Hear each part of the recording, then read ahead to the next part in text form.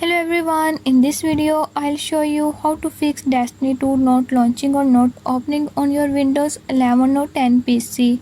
So to fix not launching or not opening issue, follow every step as I'm showing in this video, and don't forget to subscribe this channel. Hope so this will fix your problem.